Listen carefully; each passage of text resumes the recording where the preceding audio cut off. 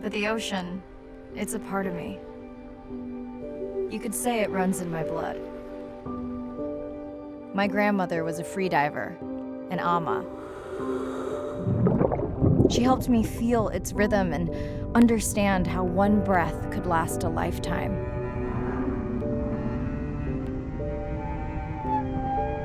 We dove so often, the memories all run together.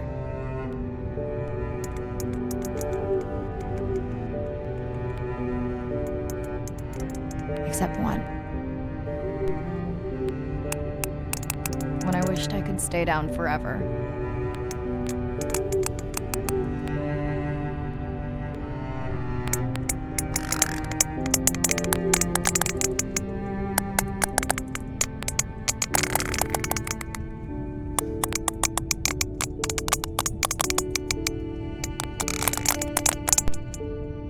The ocean cast its spell on me that day.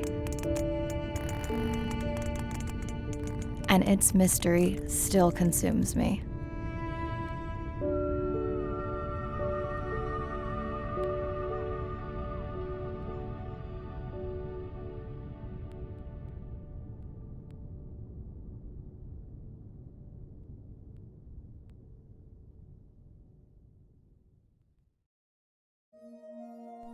Day 1, submerged atoll, Western Pacific. It's great to be diving again.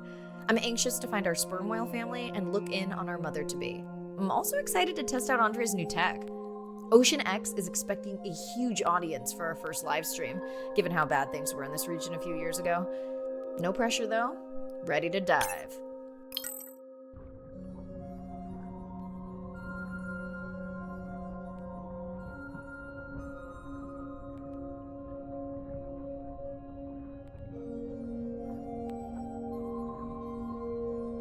I'm in and okay. Hey, Mirai, how's the new suit? Nice. A bit itchy, but I've had worse. How are you breathing? Breathing easy. This rebreather is amazing. Feels like I'm freediving. A genuine compliment. Should have caught that on the live stream. Give me a few minutes. I want it to be amazing, and I'm still getting used to this AR visor.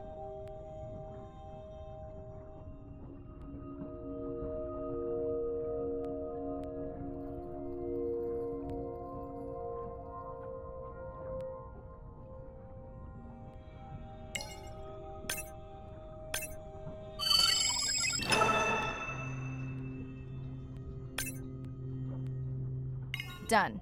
How many scans before the AI is trained on a creature? It will vary. There are many factors that affect the confidence level of a match. So you don't know. Got it. Now point me to the buoy so I can try the hydrophones. I want to make sure all the tech is working before we stream. Irina, how you feeling? Haven't thrown up today. Well, it's still early. You gonna be okay with the live stream? I may let you do most of the talking. Once you reach the buoy, you can triangulate the sound of any animal. Clever. Thank you.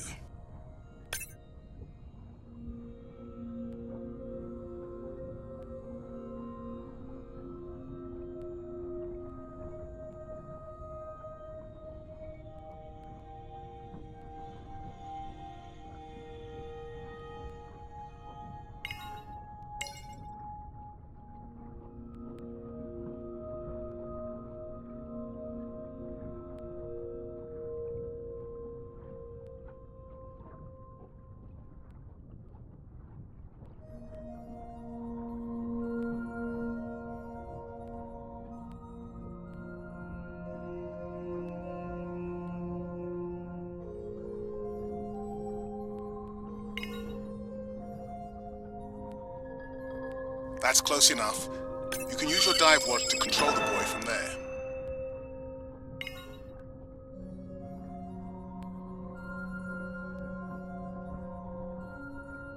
Refresh me on the controls. Move the targeting circle around. Each sound will get louder when you are close to locking in on an animal's location.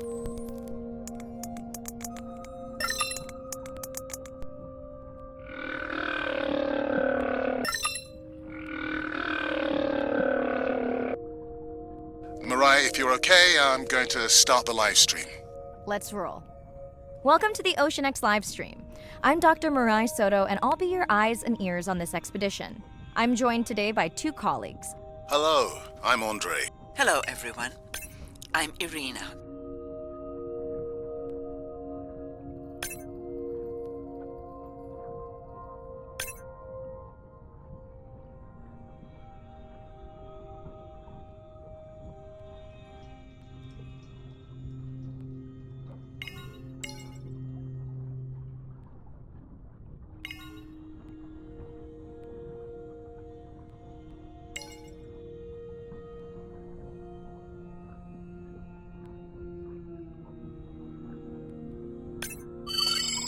Looks like we've got our first singer. Fantastic.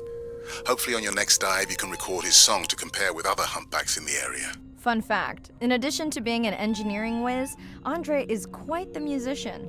Are you still writing music? Not for years. Dry spell? More like raising teenagers.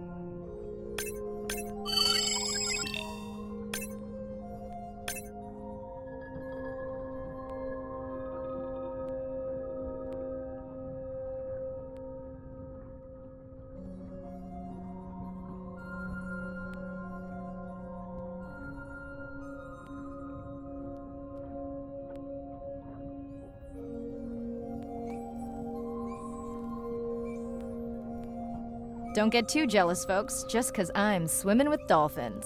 My grandmother always warned me that although they're cute, they can also be pranksters. And today, also very noisy. Can your AI parse through all those sounds? Not using this scanner. But I do have a new drone design that should be better at isolating the source of the sounds.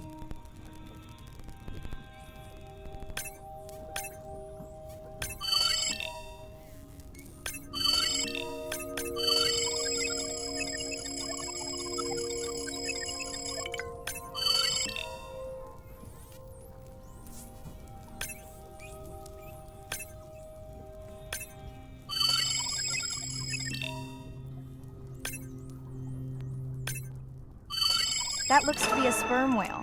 I think I saw this bull from the sub. I wonder how far he's traveled. Once we have a reliable ID on him, I'll see if anyone has tracked him before. Nice.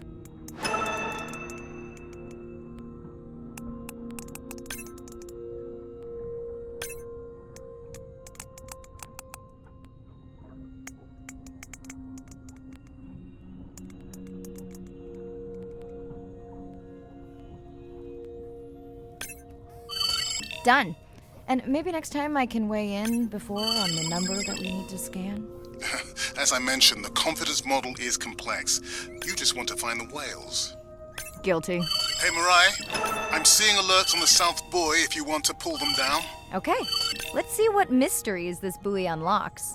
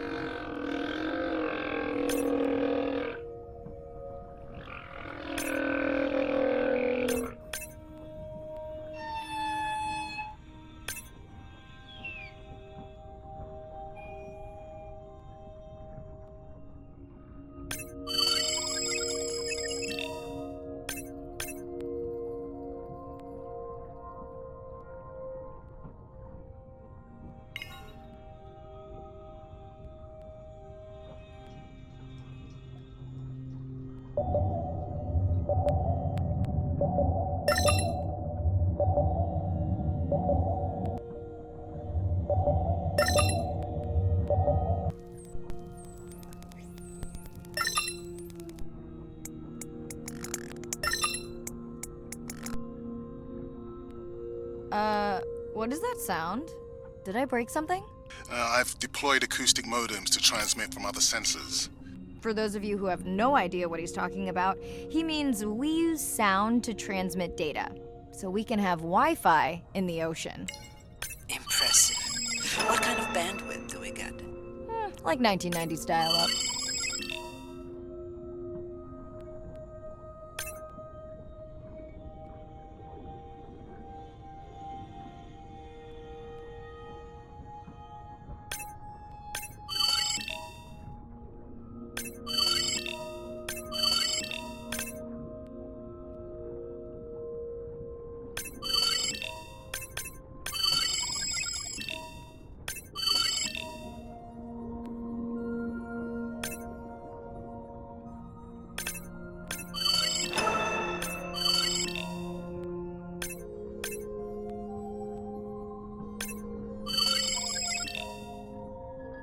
Fun alert. Looks like some young dolphins are having a play date.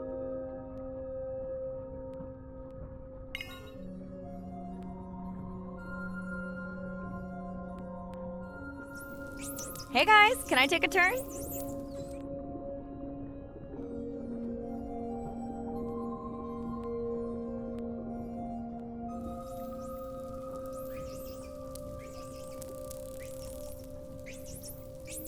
Well, you don't see that every day.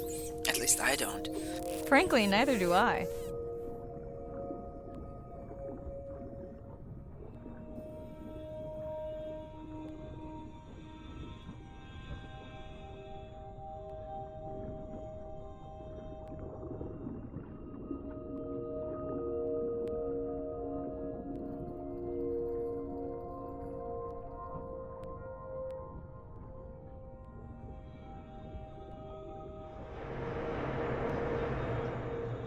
Ooh, company.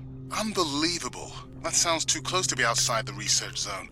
One of the waypoints went down. Do you think that's related? Yeah, probably.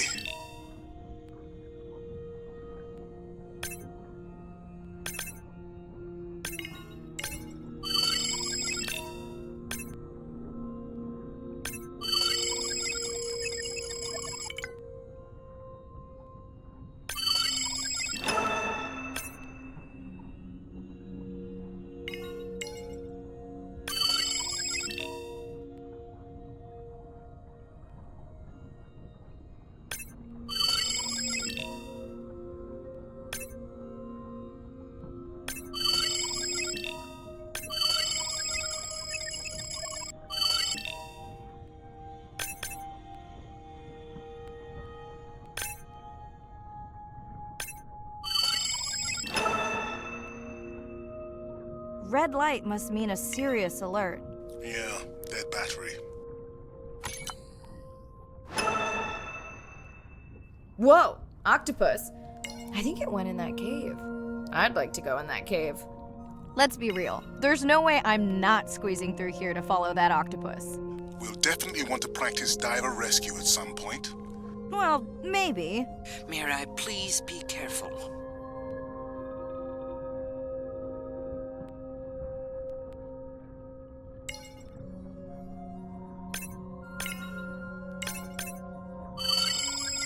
Hey there!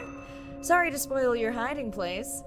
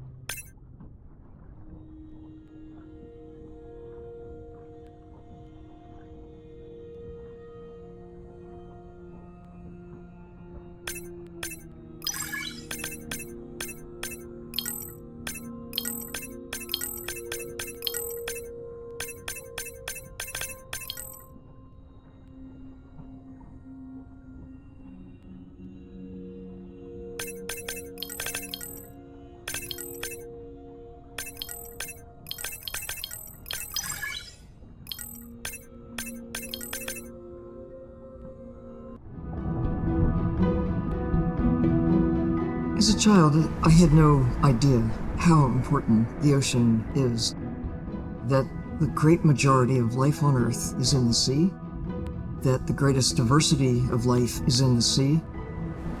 My name is Sylvia Earle.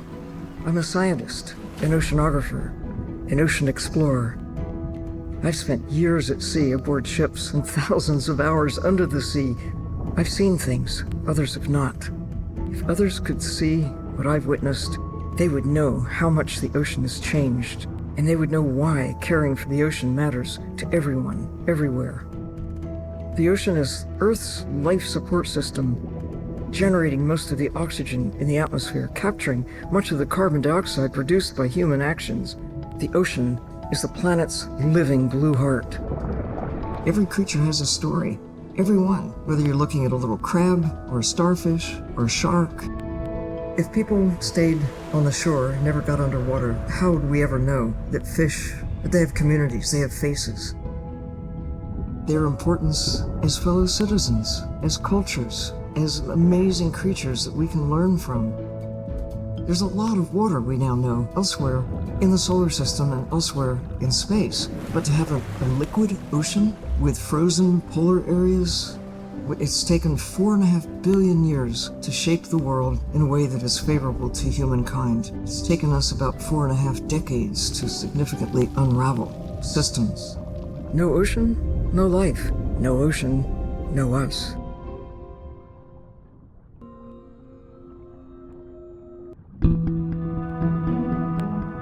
My family used to go to the beach every summer. For me, that was my favorite thing to do all year long, hearing the seagulls, the sound of the ocean pounding on the beach. For me, that was just grounding and relaxing and fascinating all at the same time. The physicality of the ocean is one of the things that, as a kid, attracted me the most. That thrill of just having that ocean energy push me along. You could just ride all day. There was no lift tickets, there was no fees to get into the ocean. When I describe to people what it's like to dive on a coral reef, they're like, oh, I never thought about that. They've never had a shark swim right beside them. Look them in the eye and give them a little fright for a second before they realize that the shark just wonders what I'm doing, just like I wonder what the shark is doing. I started free diving. So when I think of diving, I really think of free diving. Like this is what whales do, right? Take a big breath of air and they hold that oxygen inside their body. This ability to free dive down to where the scuba divers were, swim around and come back up, was just so free, nothing on, no equipment. I just love that. It made me feel like a fish. When I did my first submersible dive, I realized it wasn't just that I was meant to be out on ships. I was supposed to be in the bottom. I don't think anyone has ever measured endorphins in submarines, but I can tell you they're probably through the roof. The first time I was in a submarine, I saw that life down there and 50 new questions popped into my brain that wouldn't have come up because it was this immersive experience and I just felt it. When you're in a submarine and you're looking at these magical environment, you're overwhelmed by this sense of wonder. You're humbled by this feeling of there's so much I don't know about the world, and you're stimulated to figure out how this all works together. I'm a marine biologist. I'm someone who studies the ocean from as many angles as I can. When my kids ask me what I do for a living, I tell them that I'm an explorer. I'm an aquanaut. I dive down to the bottom of the ocean and I see things that people have never seen before. How lucky am I to be able to share this amazing habitat with the rest of the world?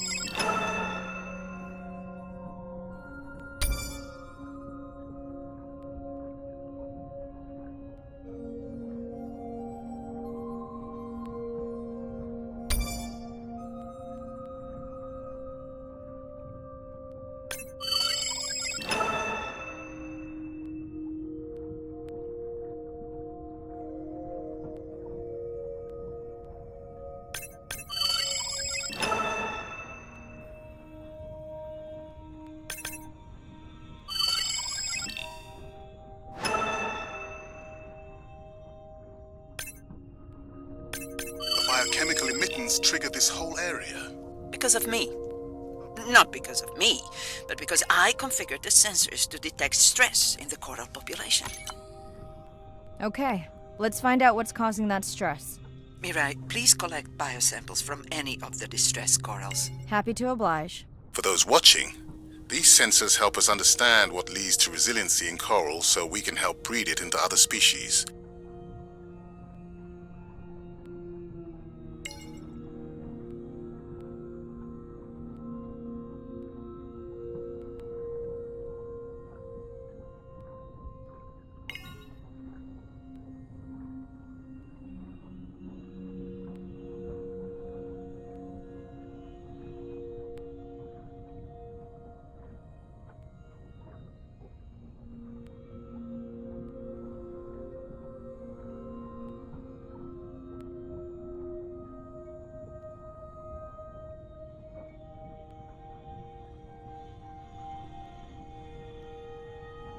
Done. Mirai, sperm whales. And they must be your pod because I have a tag signal that is definitely ours. Pushing the waypoint. On my way.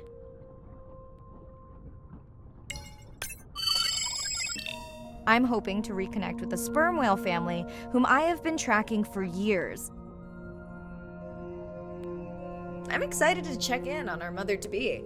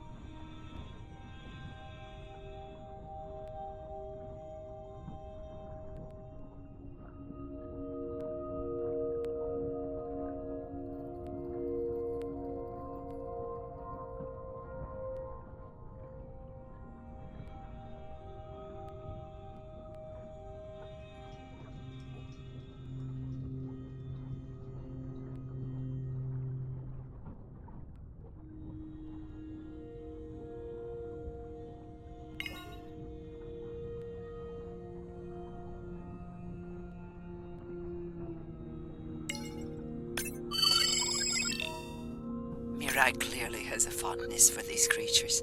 She's fallen silent. Right. Let me finish scanning them all. I still don't see our pregnant mother.